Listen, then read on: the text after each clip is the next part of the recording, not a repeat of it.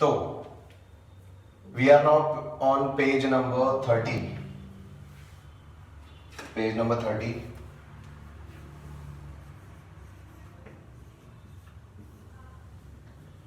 And paragraph number 2 हमारा complete हो गया था कल.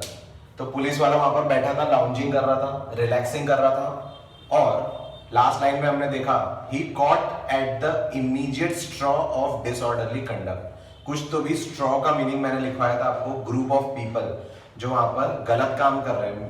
डिसऑर्डरली कंडक्ट, कुछ गलत काम, क्रिमिनल एक्टिविटी, ऐसा कुछ. On the sidewalk, Soapy began to yell drunken gibberish, underline gibberish, at the top of his harsh voice. He danced, howled, underline howled, raved, underline raved, and otherwise disturbed the skies. मतलब बस वो पागलों की तरह, तुमने बंजारे देखे क्या? बंजारे सड़क पर घूमते रहते, दीवाने रहते वो लोग, दीवाने. ठीक है, ये ऐसा देख रहे, ऐसा देख रहे, एक जगह पर देख रहे, गंदे से बाल रहते हैं उनके. ठीक है, तो बंजारे रहते वो, दीवाने. तो वैसे वो चिल्लाने लगा पी पा के, जैसे पिए हुए लोग रहते ना, वैसे वो नाटक करने लगा. ठीक है, तो मीनिंग लिखेंगे जिब्रिश मतलब नॉनसेंस, बकवास करने लगा वो कुछ ना कुछ. उसको लगा कि ये सब हरकतें करूंगा मैं, ऐसा न्यूसेंस क्रिएट करूंगा तो फिर हो सकता है कि मुझे पकड़ के पुलिस वाले ले जाएंगे. ठीक है, तो ऐसा उसने सोचा. लेकिन और क्या किया उसने? ही डांस्ड, हाउल्ड. हाउल्ड मतलब तुमको पता है कि कुत्ते या फॉक्स जैसे चिल्लाते हैं पूर्णिमा की रात में ऊ करते हुए, वैसा फॉक्स क्राई. फॉक्स क्राई आप लिखेंगे हाउल्ड का मतलब, या फिर लाउड साउंड. फॉक्स क्राई या फिर लाउड साउंड. रेव्ड, रेव्ड मतलब आड़ी टेढ़ी बातें करना, गाली गलौज टाइप कुछ ऐसा. Wild talk, wild talk. तो उसने बेसिकली वहां पर न्यूसेंस क्रिएट करना शुरू कर दिया. The policeman merely twirled his club, turned his back to Soapy and remarked to a citizen, "This one is them yell lads celebrating the goose egg they give to the Hartford College. Noisy but no harm. We have instructions to let them be." मतलब basically उसने जो घुमा फिरा के ये कहा है, आपको बहुत डिटेल में नहीं जाना है ये तीनों लाइंस के. यहां पर ये लिखा है कि गरजने वाले बादल, ये गरजने वाला बादल है, ये बरसेगा नहीं, ऐसा उसने बोला. ठीक है, मतलब ये दिखावे का हरकतें कर रहा है, बाकी ये हार्मफुल नहीं है. और हमको ऑर्डर्स है कि ऐसे लोगों को आप छोड़ सकते हो, ऐसे लोगों को पकड़ के जेल में ले जाने की जरूरत नहीं है. ठीक है, तो ऐसा वहां पर हम बोल सकते हैं. तो अगर आपको मीनिंग लिखना होगा वो 3 लाइंस का, तो आप लिख सकते हो गरजने वाला बादल है, बरसेगा नहीं, ऐसा. गरजने वाला बादल है, बरसेगा नहीं.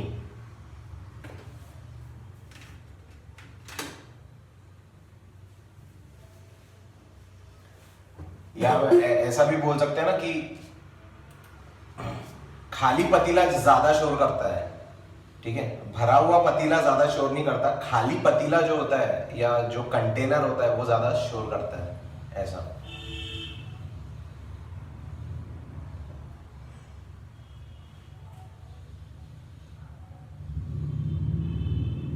आगे यस, किसी को कुछ बोलना है? करण नहीं. आगे Disconsolate, Soapy stopped his unveiling racket. तो ये जो वो हरकत कर रहा था उसने वो रोक दिया, क्योंकि पुलिस वाले ने जब ये इसकी हरकत देखा तो पलट के एक सिटीजन को बोला कि भैया इससे डरने की कोई बात नहीं है. ठीक है, unveiling, underline unveiling. Would never a policeman lay hands on him in his fancy, underline fancy. The island seemed an unattainable Arcadia, underline Arcadia. He buttoned his thin coat against the chilling wind. ठीक है, तो उसने अपना जो, क्योंकि वो ठंडी का समय था इसलिए उसको जाना था विंटर आइलैंड, मतलब उसको प्रिजन जाना था, लेकिन वो नहीं जा पा रहा था, ठंडी लग रही थी उसको, उसने अपनी बटन्स बंद कर लिया, जो वो नाटक कर रहा था वो तो वो सब उसने बंद कर दिया। तो अनवेलिंग का मतलब है यूजलेस, यूजलेस या फिर हम बोल सकते हैं अनसक्सेसफुल, यूजलेस और अनसक्सेसफुल।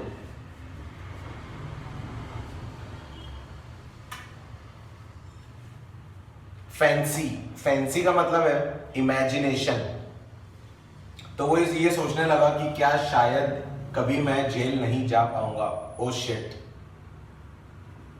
आइलैंड का मीनिंग आपको पता है, प्रिजन, जेल। अर्काडिया का मीनिंग लिखेंगे, अर्काडिया का मतलब हम बोल सकते हैं गोल, एम। यहां पर उसका कुछ अलग ही मीनिंग है, लेकिन वो मतलब नहीं है उसके लिए। तो उसका जो एम था, जो पैराडाइज था, वो उसके लिए उसका जेल था, प्रिजन था। ठीक है, तो उसने अपना नाटक बंद कर दिया। In a cigar store, he saw a well-dressed man lighting a cigar at a swinging light. Underline swinging light. He had set his silk umbrella by the door on entering. Soapy stepped inside, grabbed the umbrella, and sauntered, underline, sauntered off with it slowly. The man at the cigar light followed hastily. Sauntered का meaning दिया है, swinging light का meaning लिखेंगे waving flame, waving, waving flame. मतलब वो बंदा वहां पर पी रहा था सिगरेट, तो सिगरेट जलाने के लिए फिर उसने जो लाइट जलाया तो वो फ्लेम हिल रही होगी, ऐसा वेविंग फ्लेम। वहां पर एक बंदा सिगरेट पी रहा था जिसने अपनी अम्ब्रेला रखा था बाहर, और वो फिर सोपी धीरे से लेकर निकल लिया कि वो देखे मुझे और वो देखकर मेरे पीछे है और मेरी कंप्लेन करे और मैं प्रिजन चला जाऊं, ऐसा। My umbrella, he said sternly. Oh is it, sneered Soapy, adding insult to पेटी लार्सनी। अच्छा तो ये तुम्हारी है। Well why don't you call a policeman, I took it, your umbrella, why don't you call a cop, There stands one on the corner. तो वहां पर एक पुलिस वाला खड़ा है, उसको बुला ले, उसको बोल कि ये तेरी है और ले ले। ठीक है। The umbrella owner slowed his steps. Soapy did likewise with premonition that luck would again run against him. The policeman eyed at the two curiously. तो पुलिसमैन उनकी तरफ देख ही रहा था। तो ये बंदा दूसरा जो था, ये जो अपने आप को बता रहा था अम्ब्रेला ओनर, ये रुक गया और उसके साथ ही सोपी भी रुक गया कि अब क्या होगा पता नहीं, कि मैं जा पाऊंगा जेल या नहीं जा पाऊंगा, कंफ्यूज्ड। ठीक है, वो भी रुक गया। Of course, said the umbrella man. Well, you know how these mistakes occur. If it's your umbrella, I hope you'll excuse me. I picked it up this morning in a restaurant. If you recognize it as yours, why I hope you will. ठीक है, तो मुझे पता है कि तुम क्यों उठाकर लेकर गए, क्योंकि ऑफ कोर्स ये तुम्हारी होगी, मैंने तो सुबह एक जगह से उठा लिया था। ठीक है, कहां से उठाया था, एक रेस्टोरेंट से, और अगर तुमको लग रहा है तुम्हारी है तो ठीक है तुम ले जाओ। मतलब अभी भी जो उसको जाना था जेल, सोपी को, वो नहीं जा पाया। Page 31, page 31। Of course it's mine, said Soapy savagely. Savagely मतलब violently, गुस्से से बोला उसने। Of course मेरी तो है umbrella.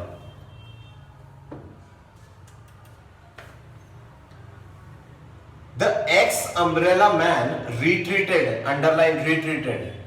The policeman hurried to assist a tall blonde, underline blonde, in an opera cloak, underline opera cloak, across the street in front of a streetcar that was approaching 2 blocks away.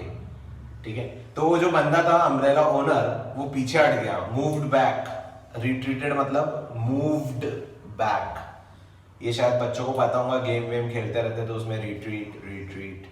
ठीक है, तो very common term, moved back. Opera cloak, एक बंदा वहां से जा रहा था सफेद बालों में, सफेद बाल उसके पहले से थे, जिनके सफेद बाल होते हैं उनको ब्लॉन्ड बोलते हैं, ठीक है, उसका मीनिंग वहाँ दिया है, पेल येलो हेयर, सफ़ेद बाल वाले ब्लॉन्ड, और जिनके होते हैं काले बाल जैसे कि मेरे, तो उसको बोलते हैं ब्रूनेट। ठीक है, ब्लॉन्ड एंड ब्रूनेट, ये टर्म्स है। ओपेरा क्लोक मतलब एक बंदा कुछ अजीब सा गारमेंट या जैकेट पहनकर जा रहा था, तो ओपेरा क्लोक तो को हम बोल सकते हैं फैंसी जैकेट, फैंसी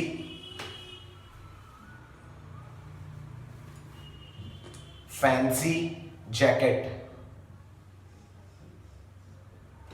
या आप लिख सकते हो dramatic over garment, dramatic over garment, ऊपर से पहनने वाला गारमेंट, ड्रामेटिक ओवर गारमेंट। तो पुलिस वाला उस तरफ चला गया जहां पर वो बंदा जा रहा था, अजीब सा दिखने वाला बंदा। Soapy walked eastward through a street damaged by improvements. He hurled, underline hurled, the umbrella angrily into an excavation, underline excavation.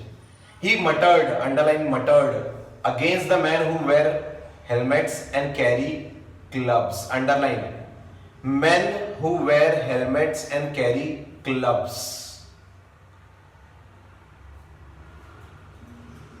Because he wanted to fall into their clutches, they seemed to regard him as a king who could not या who could do nothing wrong. उनको ऐसा लग रहा था कि ये king है जो कभी कुछ गलत कर ही नहीं सकता। किसको?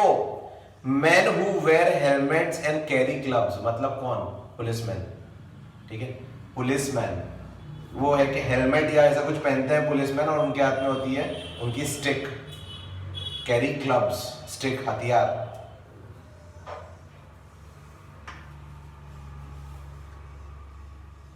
मटर्ड का मीनिंग है विस्पर्ड, धीरे से उसने गाली दिया पुलिस वाले को कि इन्होंने तो मुझे राजा बना दिया, तू कुछ भी कर, तू ग्लास तोड़, तू अम्ब्रेला चुरा, तू कहीं पर फ्री में खा ले, ठीक है, हम तेरे को पकड़ के जेल नहीं लेकर जाएंगे, ऐसा। थ्रू, सेकेंड लाइन में जो वर्ड है हर्ल्ड, उसका मीनिंग थ्रू, मतलब उसको फेंक दिया, थ्रू, थ्रू का पास्ट टेंस थ्रू। कहां फेंका उसने? एक गड्ढा था वहां पर जो खोदते हैं ना, खोदने के बाद जो गड्ढा रह जाता है उसमें, पिट लिखेंगे, पिट, पिट या होल फॉर्म्ड बाय डिगिंग, पिट या होल फॉर्म्ड बाय डिगिंग, तो वहां पर उसने वो अम्ब्रेला फेंक दिया।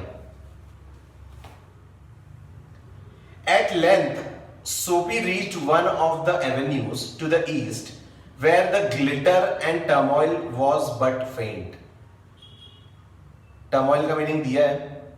He dragged himself toward Madison Square, for the homing instinct survives even when the home is a park bench. Underline.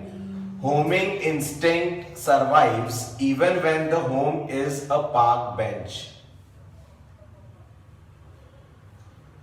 तो यहां पर जो homing instinct है, मतलब इसने पार्क बेंच को ही अपना एक ये मान लिया कि यही मेरा घर है। ठीक है, घर जैसी फीलिंग लिखो, पहले लिखो कंफर्टेबल प्लेस, कंफर्टेबल प्लेस की बात हो रही है यहां पर। होमिंग इंस्टिंक्ट सर्वाइव्स का मीनिंग कंफर्टेबल प्लेस, या ब्रैकेट में लिख सकते हो घर जैसी फीलिंग, घर जैसी फीलिंग, होमली फीलिंग। जैसे होता है कुछ बेकरीज में जाने के बाद आपको एक घर जैसी फीलिंग आती है, वहां पर वार्म होता है, थोड़ा सा ऐसा गर्म होता है, ठीक है, या कुछ रेस्टोरेंट्स में वैसी फीलिंग होती है आपको, या फिर कभी कभी आपको एक बूढ़े इंसान से मिल लो तो आपको अपने दादाजी, नाना जी, दादी या नानी ऐसा कोई याद आ जाता है, तो वो हो जाती है होमली फीलिंग आपके लिए। ठीक है, यहाँ पर वो एक होमली फीलिंग आ गई थी उसके लिए, पार्क बेंच, वहां पर कुछ खास नहीं था। ठीक है, और यस, ज्यादा डिस्टर्बेंस भी नहीं था। Turmoil was but faint, disturbance भी वहां पर कम था। एंड वहां पर east where the glitter and turmoil was but faint, glitter मतलब वहां पर ज्यादा चमक धमक भी नहीं थी, सिंपल प्लेस थी। ठीक है, सिंपल एंड साइलेंट प्लेस हम बोल सकते हैं। Glitter and turmoil was but फेंट का मीनिंग लिख सकते हैं, glitter and turmoil was but फेंट का मीनिंग हम लिख सकते हैं, क्या बताया मैंने? Simple and silent, simple and silent place, simple and silent place.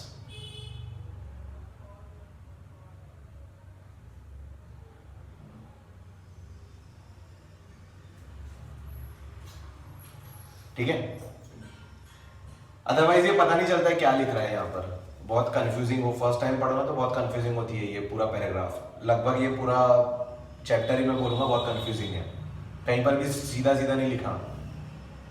But on an unusually quiet corner Soapy came to a standstill, underline standstill. Here was an old church, quaint and rambling and gabbled. ये सबके meaning दिए हैं वहां पर। Unusual दिया है उसका meaning, irregular सा कुछ दिया है मीनिंग, और कंस्ट्रक्टेड विद गेबल्स ऐसा कुछ, कि ओल्ड स्टाइल का वो बना हुआ था। Through one violet stained window a soft light glowed, where no doubt the organist loitered over the keys, making sure of his mastery of the coming Sabbath anthem. Underline Sabbath anthem. Underline organist loitered. Organist loitered. For there drifted out to Sophie's ears sweet music that caught and held him transfixed. Underline transfixed against the convolutions of the iron fence. तो वहां बैठे बैठे उसने देखा कि एक church है, church आपको पता होगा कुछ ऐसा होता है यूजुअली, ये रोहित शेट्टी की मूवीज में हमको देखने मिलता है, चर्च ऐसा कुछ होता है, और इसके ऊपर एक प्लस का साइन होता है यहाँ पर जो क्रॉस होता है, ठीक है। ऐसा एक सुंदर सा चर्च वहां पर था, थोड़ा सा ओल्ड फैशन, ठीक है, और यहाँ से हो सकता है कि कहीं से लाइट आ रही होंगी विंडो से, और वहां पर कोई बंदा बाहर रुका हुआ था, बाहर या अंदर कहीं पर, वो वेट कर रहा था किसी चीज का, वो बंदा था म्यूजिशियन हम बोल सकते हैं, ठीक है। Soapy came to a standstill, standstill का मीनिंग तो आपको पता होगा कि स्टॉप, एक डेड एंड पे आ गया वो तो स्टॉप हो गया, ठीक है, रुक गया वो बंदा वहां पर, स्टॉप, ठीक है। और यहाँ पर उसने देखा कि ये पुराना सा चर्च है जो कि बहुत ही कामिंग है, कोई भी भगवान की प्लेस कामिंग होती है, एंड ऑर्गेनिस्ट लॉइटर्ड का मीनिंग है म्यूजिशियन वेटेड, म्यूजिशियन वेटेड, रुका हुआ था, वेटेड, आइडली, इसको इडली नहीं पढ़ेंगे, आइडली, मतलब वो वहां पर रुका हुआ था, कुछ कर नहीं रहा था, वो शायद चाबी का इंतजार कर रहा होगा, और उसको अपने आने वाला जो एंथम है, जो सॉन्ग है, उसकी प्रिपरेशन करना था ताकि आगे चल के कोई गलती ना हो जब वो फाइनली प्ले करेंगे वो लोग जाकर चर्च में या जहां पर भी, तो वो नहीं चाहता था गलती हो। तो सबैथ एंथम मतलब रिलीजियस अपलिफ्टिंग सॉन्ग, लिखो रिलीजियस अपलिफ्टिंग सॉन्ग, जो आपके अंदर एक अच्छी सी फीलिंग ला लेता है, ऐसा कोई religious song, Sabaith anthem. Sabaith का मीनिंग वैसे दिया है रिलीजियस, कोई डे है उनका, क्रिश्चियंस का, और एंथम का मतलब हम बोल सकते हैं अपलिफ्टिंग सॉन्ग, ठीक है, जिससे हमको ऐसा रोम रोम में थोड़ा ऐसा एनर्जी फील होती है, जाना गाना मना हम लोग जब एंथम गाते हैं तो एक अपलिफ्टिंग फीलिंग, ठीक है। ट्रांसफिक्स्ड, ट्रांसफिक्स्ड का मीनिंग लिखेंगे विदाउट मूविंग, विदाउट मूविंग, और बिना कहीं पर मूव हुए उसने देखा और सुनने लगा वो सॉन्ग, इतना सुंदर सॉन्ग था वो, और वो सुनने लगा उसको, और कहीं ना कहीं उसको उसके मन में सब मिक्स फीलिंग आ गई, और उससे उसका हृदय परिवर्तन हो सकता है, ठीक है। आगे बढ़ेंगे, होता है ऐसा, चर्च के सॉन्ग्स में काफी अच्छी फीलिंग होती है। एक बहुत कॉमन सॉन्ग है हालेलुया, ये लोग बोलते हैं हर चीज में हालेलुया, ठीक है, तो काफी अच्छा फीलिंग होता है उसमें। सुनना आप कभी, हालेलुया सर्च करना, हालेलुया सॉन्ग्स आप सर्च करेंगे नेट पर तो आपको काफी अच्छे अच्छे सॉन्ग्स मिलेंगे। आगे, the moon was above full and radiant. Vehicles and pedestrians were few. Sparrows twittered, underline twittered, sleepily in the eaves, underline eaves, yeah, eaves. Or a little while, the scene might have been a country churchyard. Country churchyard मतलब एक गांव में अगर हम जाएंगे या छोटी जगह पर, कंट्री मतलब आउटस्कर्ट्स में, सिटी के बाहर जब हम जाएंगे तो एक फीलिंग आती है कि सुंदर सा चर्च है, हम लोग बाहर बैठे, शांत है, कोई कुछ नहीं कर रहा, रिलैक्स्ड है, अच्छा सा म्यूजिक बज रहा है, मजा आ रहा, ठीक है, तो काफी अच्छी फीलिंग है उसको. और and the anthem that the organist played cemented, underline cemented, Soapy to the iron fence. For he had known it well in the days when his life contained such things as mothers and roses and ambitions and friends and immaculate thoughts and collars. Collars का मतलब तो आपको पता है. यहाँ पर collars का हम एक दूसरा मीनिंग ले सकते हैं जो कि है रिस्पेक्ट. रिस्पेक्ट हम ले सकते हैं इसका मीनिंग, ठीक है, रिस्पेक्ट. तो जब उसकी लाइफ में ये सब था, कौन, फैमिली थी उसकी, एम्बिशन था उसके लाइफ में, तब उसको याद आ रही है उन दिनों की, ठीक है. एक मैं सिंपल सा एग्जांपल दूंगा. आई होप रॉकस्टार मूवी सभी ने देखी होगी, यहाँ पर रॉकस्टार रणबीर कपूर वाली मूवी. तो उसमें वो गाना है कुन फाया कुन, कुन फाया कुन, फाया कुन, ठीक है. तो वो जब आप गाना सुनो, जब कहीं पे कुछ नहीं था, तू ही था, तू ही था, तो उससे आती है एक आपको इमोशनल फीलिंग या एक स्पार्कलिंग फीलिंग आती है आपके अंदर, ऐसा लगता है कुछ करना है अब, और मन शांत हो जाता है, ठीक है. तो आप जब ऐसे कोई गाने सुनते हो तो आपको अच्छा लगता है. तो एक एग्जांपल दे रहा हूं मैं, it can go for any song, ठीक है.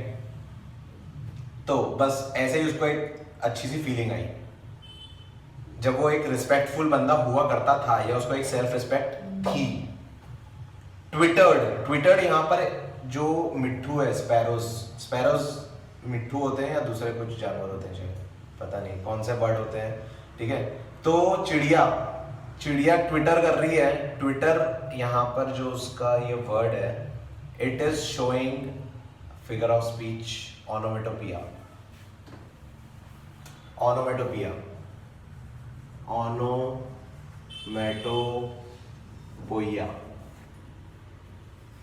जब भी किसी साउंड को नाम दिया जा रहा है, ठीक है, तो उसको हम बोलते हैं ऑनोमेटोपिया. स्पैरो की बात हो रही है. स्पैरो तो चिड़िया है, सादी वाली छोटी सी चिड़िया रहती है, ठीक है, वही है स्पैरो, और कुछ नहीं है, सादी चिड़िया. लिखना होगा लिख दो किसी को. सिंपल बर्ड, ब्राउन कलर का जो होता है ना, घूमता रहता था बाहर, ऐसे खाना दाना डालो तो आ जाते चिड़िया खाने. ईव्स, ईव्स, ये जो मैंने अभी ये बनाया हूं जैसे चर्च, तो ये इसका ये पार्ट जो रहेगा, ये पार्ट जो रहेगा, ये थोड़ा सा बाहर निकला रहेगा, ठीक है, ऐसा. तो ये बाहर निकला रहेगा, तो हो सकता है यहाँ पर कहीं घोंसले वोसले बनाकर वो रह रहे हो उसके अंदर, ठीक है. मैं आपको फोटो दिखाता हूँ इसकी, ईव्स जो बोलते हैं, ठीक है, उसकी मैं फोटो दिखा देता हूँ आपको. ये ऐसा हट सामान है और ये ईव्स है, उसके बीच में एक जगह खाली है, तो वो वहां पर जाकर चिड़िया लोग वहां पर आवाज कर रहे हैं, ऐसा, ठीक है. ईव्स, तो इसका मतलब लिखेंगे ओवर हैंगिंग, ओवर हैंगिंग.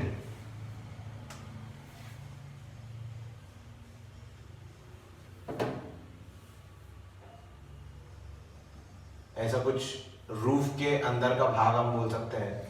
यहां पर ये part is ewe.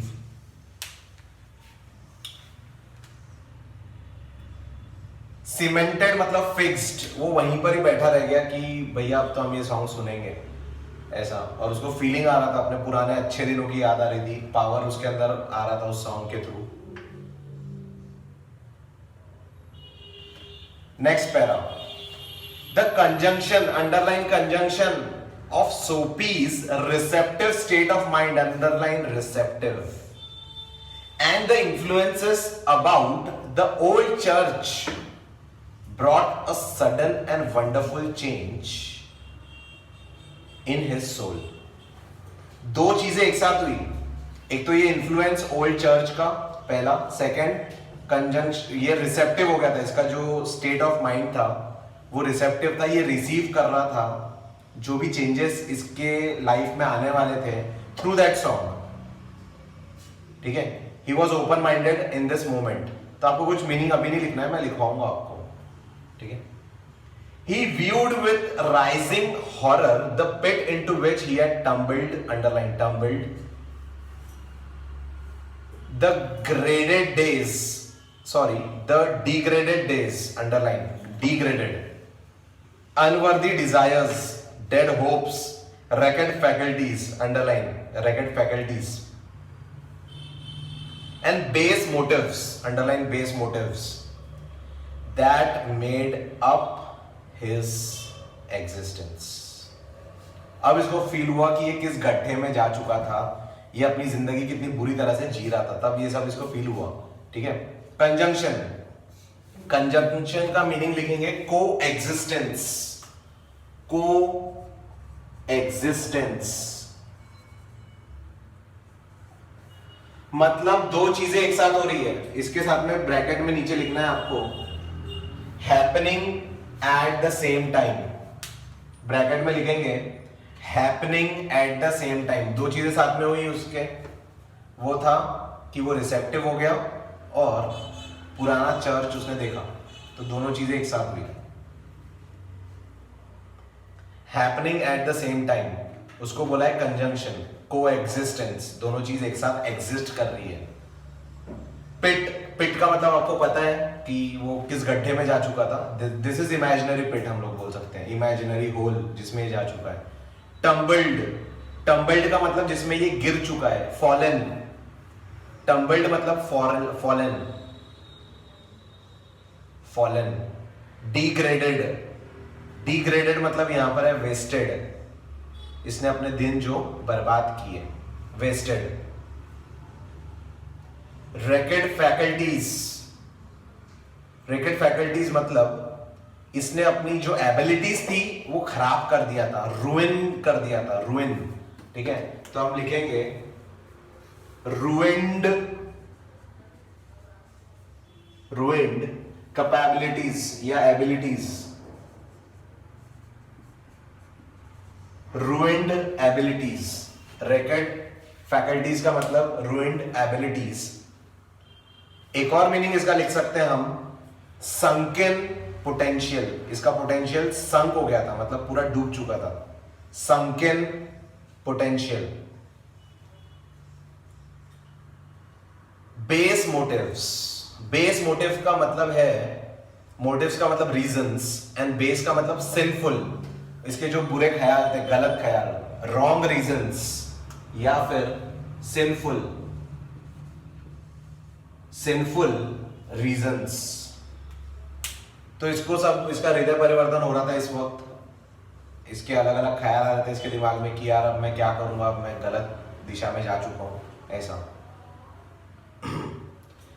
And also in a moment his heart responded thrillingly to this strange mood. A strong impulse moved him to battle with his desperate fact. He would pull himself out of the mire, underline mire, and would make a man of himself again.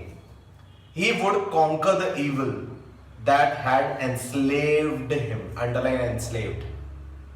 There was time, he was young yet. He would resurrect his old eager ambitions and pursue them without faltering.